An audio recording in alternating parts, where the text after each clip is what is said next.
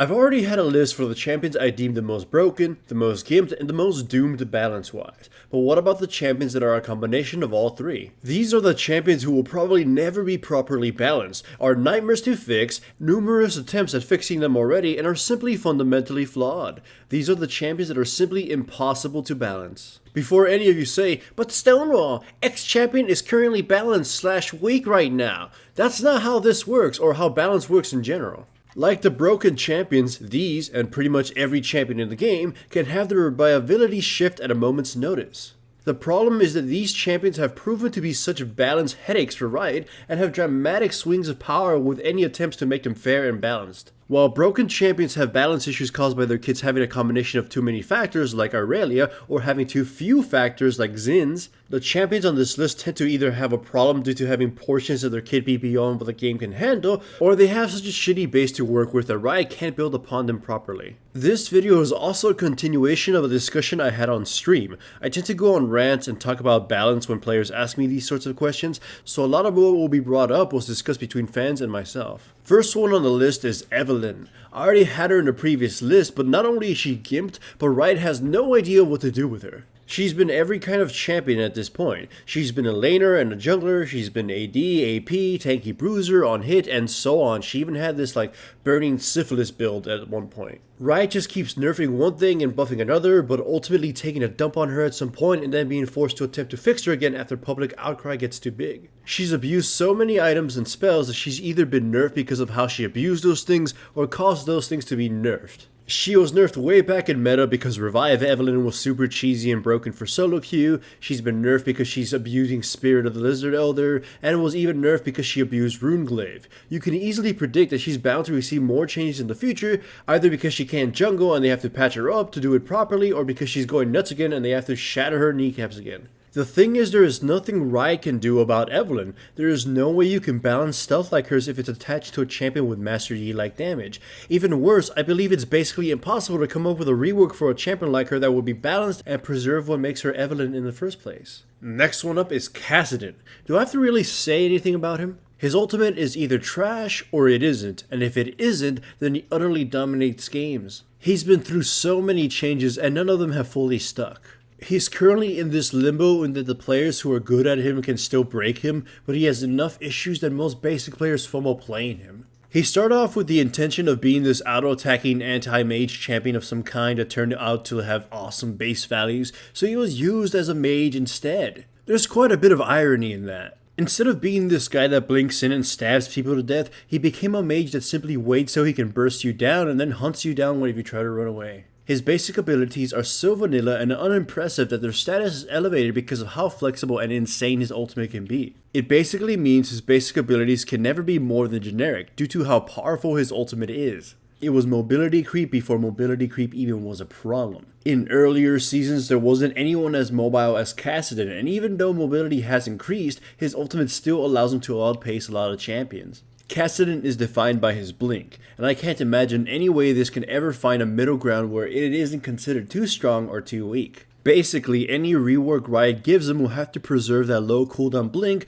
which will painfully limit design space. Kayle is the next one of the few remaining quote-unquote hybrids. She's caused so many balance issues because Riot attempts to keep this factor about her to please the fans. Like Evelynn, she's been an AD, an AP, and an on-hit champion. Beyond what Evelynn has been, Kayle has also been used as a top laner, a mid laner, a support, a jungler, and even as a ranged marksman. Riot ends up changing her role whenever they add something to the game or they nerf her. The problem is that Kayle is usually extreme whenever she becomes relevant. Her fire sword and her ultimate are just balanced nightmares. Her ultimate goes without saying, as it's a 100% damage nullifier on a teammate. It has constantly had its range changed, cost changed, cooldowns changed, and its duration changed as well. It's such an absolute spell that has no workaround beyond catching Kayle off guard and killing her before she squeezes it out. Something like this may potentially be fine on a champion with no offensive power, but as we know, Kale can become a lawnmower that tears her enemies to pieces. Her fire sword is basically where all her power is located, ignoring her ultimate.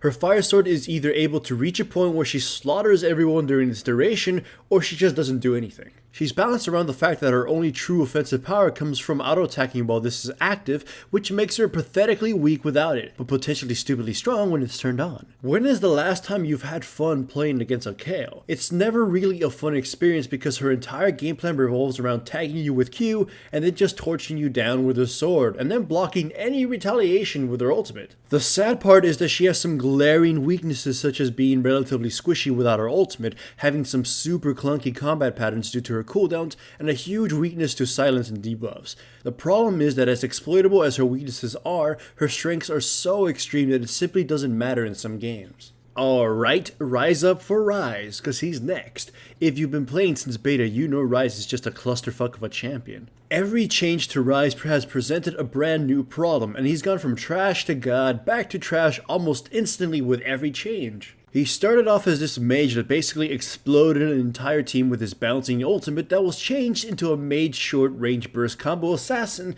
then given a supercharge to help him do this better. Riot tried messing with his range several times and realized giving him any range as this burst combo assassin was stupid. They decided to make him into this machine gun mage with the intention of him being someone who could spam his Q as if it was like an alternative auto attack of some sort. Turns out he became a tank mage and was a nightmare to deal with as he'd fuck your shit up and he would be hard to kill. After tons of balance changes, Rise is now an altered version of the machine gun form with more reliance on AP rather than just strictly mana in an attempt to make him a bit less tanky, and now his Q is also a skill shot. Unfortunately, this also made him obscene from the get-go, and Riot was forced to break his legs again to keep him from going haywire once more. Some players are still able to make this champion work for them and completely ruin games, but the point still stands. Riot has not had a good track record with Rise. At this point, I honestly don't know what Riot wants Rise to be. Riot tries to preserve the feel of Rise, but honestly it only opens up more problems for this champion.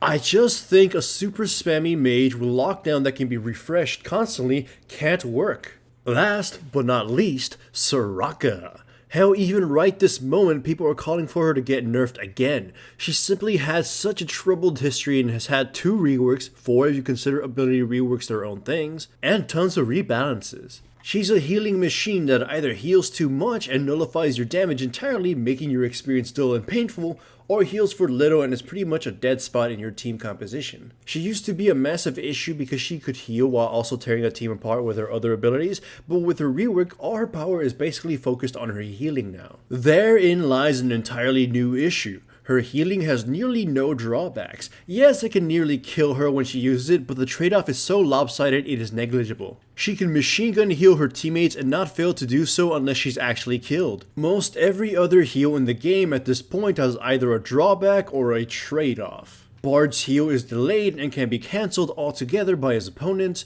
Nami has to decide to use hers as extra damage or extra healing. Sona's doesn't have much control over hers, and Tarek has a crippling cooldown with a conditional reduction that puts him at risk. Meanwhile, Soraka can literally just stand behind some fatty and safely spam her spells, nullifying most forms of aggression and bringing fights to a standstill. While yes, technically the enemy is a person down offensively, Soraka's defensive contribution, when she's strong, far exceeds what most defensive champions would have contributed towards offense, at least comparatively.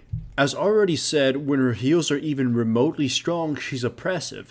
There has simply never been a middle ground for her. Some games rely on a team's ability to kill Soraka, and still have enough power to finish off the rest of the team. Not all compositions can achieve this, and it has become worse with the changes to Grievous Wounds. I personally like playing Soraka and have for a long time, so I personally know just how dramatic her power levels have been, and let me tell you, they've never ever been moderate. Either way, if you enjoyed this discussion list, then leave a comment below with your opinions and thoughts. Let me know if you agree or if you feel a different champion deserves to be on this list as well. This channel is supported by my sponsors, Crunchyroll, Pro Build Systems, and Loot Crate. Check out the description below for links to the websites. Signing up for any trials, including Crunchyroll's free anime trial, greatly supports my channel. Also remember to give the video a like to support the channel and subscribe if you haven't yet.